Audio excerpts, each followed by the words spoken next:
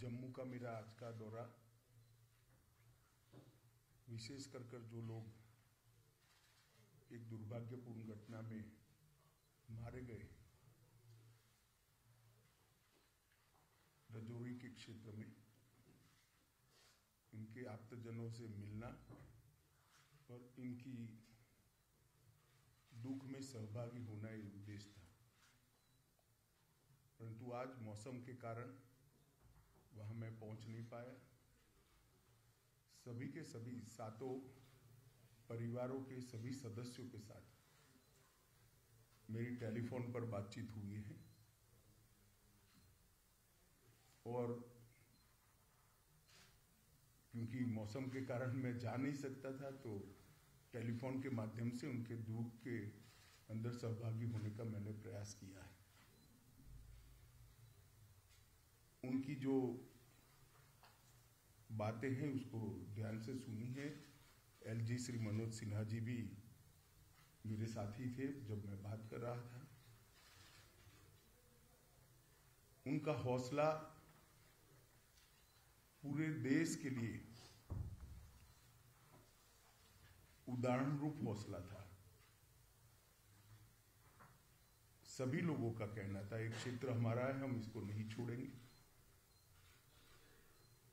कुछ परिवार पाक ऑक्यूपाई कश्मीर से भी आए थे, फिर भी डटकर लड़ने का मूड इतने बड़े हादसे के बाद भी प्रदर्शित होना बहुत बड़ी बात है। उसके बाद आज यहां पर सिक्योरिटी एजेंसीज के सभी पहलुओं पर और सभी प्रकार की जितनी भी एजेंसियां जम्मू कश्मीर के सुरक्षा के लिए जिनकी भूमिका है वो सभी एजेंसियों के साथ विशेषकर जम्मू क्षेत्र के सुरक्षा के इंतजाम को लेकर एक डिटेल बैठक हुई है। आने वाले दिनों में एक बहुत सुरक्षित ग्रिड बनाने के लिए भी यहां पर चर्चा होगी।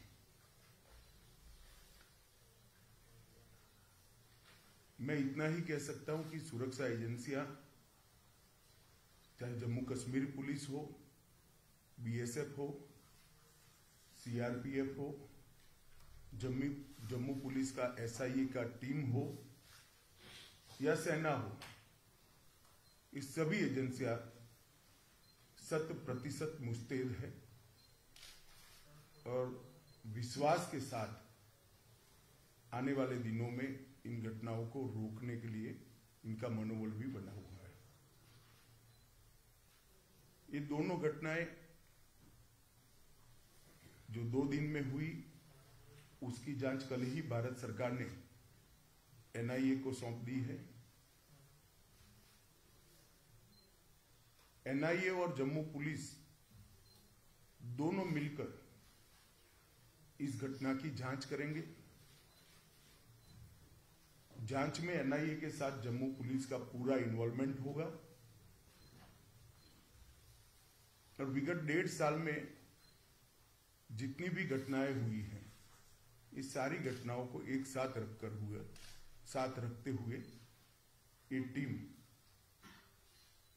आतंकवादी गतिविधियों की जांच उसी दायरे में करेगी। इसके साथ साथ ओजीडब्ल्यूएस के लिए भी आतंकवादी ग्रुपों के सपोर्ट सिस्टम के लिए और उनके सूचना तंत्र के लिए भी सभी पहलुओं पर आज चर्चा हुई है।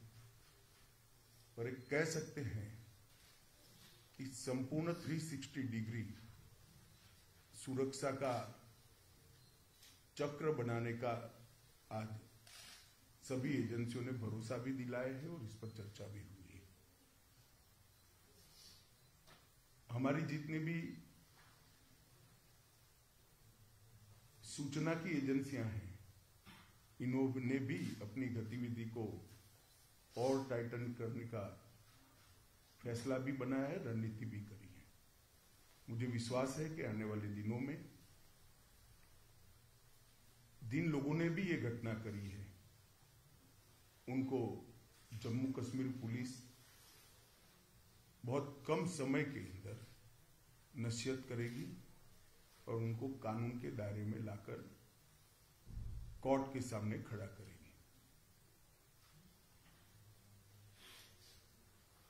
इसके साथ साथ जम्मू क्षेत्र की पूरी सुरक्षा को चौक चौबंद करने के लिए जो एक्शन प्लान बना है ये टाइम बाउंड है और 3 महीने के अंदर हर क्षेत्र के अंदर सुरक्षा ग्रिड को मजबूत करने का आज फैसला हुआ है। मैं जम्मू के नागरिकों को इतना भरोसा दिला सकता हूं कि इनकी आतंकवादी ग्रुपों की मंशा जो भी हो, परंतु हमारी एजेंसियां मुस्तैद होकर जम्मू की सुरक्षा करेगी। धन्यवाद।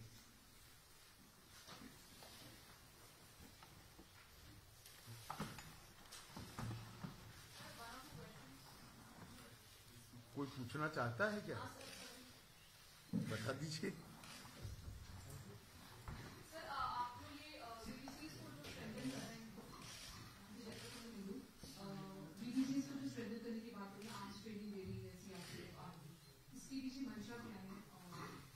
नहीं, इसको एक घटना के साथ मत जोड़िए। ये फैसला अगस्त अंत में लिया गया है। भारत सरकार ने अगस्त अंत में ही ये फैसला लिया था कि विलेज डिफेंस कमेटी को मजबूत किया जाएगा। सर, ड्रोन से हथियार गिराए जा रहे हैं, लगातार एक मेजर चैलेंज बना हुआ है। घाटी में भी हाइब्रिड टेररिज्म जो है वो एक नया पनप के आ रहा है, जहां पर टेररिस्ट का कोई उनका रिकॉर्ड नहीं है, लेकिन उन्हें हथियार देकर आतंकी घटनाओं को अंजाम दिया जा रहा है। माइनॉरिटीज पे टारगेट किया जा रहा है, उनको मारा जा रहा है। तो सर, इसके सिलसिले में क्या क्या डिसीजन लिए गए हैं, कुछ बता पाएंगे सर? स्पेशली ड्रोन का जो थ्रेट है उसे टैकल। सरदार जी, ये डिसीजन अगर मैं बता पाऊंगा तो उनके लिए क्या बचेगा भैया? क्या सवाल पूछेगा?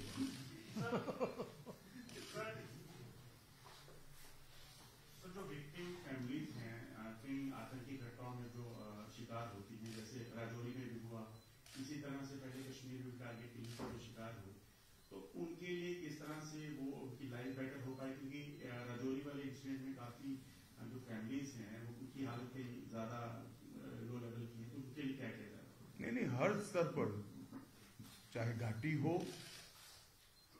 चाहे जम्मू हो, चाहे राजौरी हो, चाहे पूंछ हो, चाहे साउथ कश्मीर हो, जो विक्टिम फैमिलीज है इसके साथ सरकार बिल्कुल मजबूती से खड़ी है। इसकी प्रस्तावित योजनाएं हैं और योजनाओं के ऊपर भी लेफ्टिनेंट गवर्नर को बहुत सारे अधिकार होते हैं। कोई योजनाएं स्पेसिफिक हिस्सों में अप्लाई नहीं होती है, कुछ मर्यादाएं आती है, तो लेफ्टिनेंट गवर्नर कैन डिसाइड। इसमें कोई कोताही नहीं बरती जाएगी। बड़े संवेदनशीलता से और सम्मान के साथ इनके परिवार की सभी चिंता की जाएगी। What is the security situation post these civil attacks in Rajouri and Poonch in Jammu?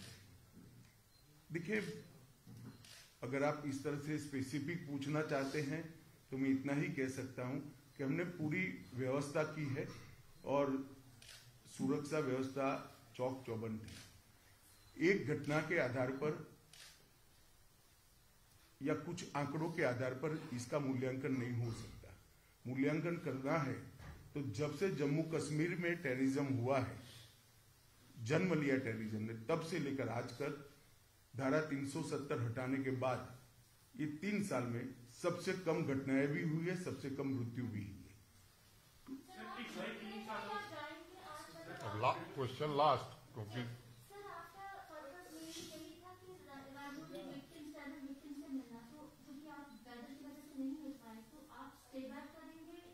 ना, आज स्टे बैक नहीं करूंगा क्योंकि कल भी मौसम के हालात 3 दिन तक ठीक नहीं बताए जा रहे हैं, मगर मैं जरूर आऊंगा और उनको मिलूंगा। Thank you. बता दीजिए आप अंतिम। सर, जिस तरह से पिछले 3 सालों में हमारे सुरक्षा बल जो है आतंकवाद को मुंह तोड़ जवाब दे रहे हैं, तो क्या ऐसा माना जाए कि आने वाले चंद सालों में आतंकवाद जो है वो जम्मू कश्मीर में इसका आखिरी पड़ाव है? हमारा प्रयास तो यही है, और आंकड़े अगर आप देखेंगे तो इसी दिशा में जा रहे हैं। हमारे सुरक्षा बलों ने आतंकवाद को मुंह तोड़ जवाब दिया है, और सभी दृष्टि से आतंकवादियों के हताहत होने की संख्या, नागरिकों को मरने की संख्या, तो आतंकवादियों को हताहत होने की संख्या बढ़ी है, नागरिकों के मरने की संख्या कम हुई है। और जो माइनॉरिटी किलिंग की बात करते उसमें भी सबसे कम आंकड़ा यही 3 साल में है। धन्यवाद। Thank you.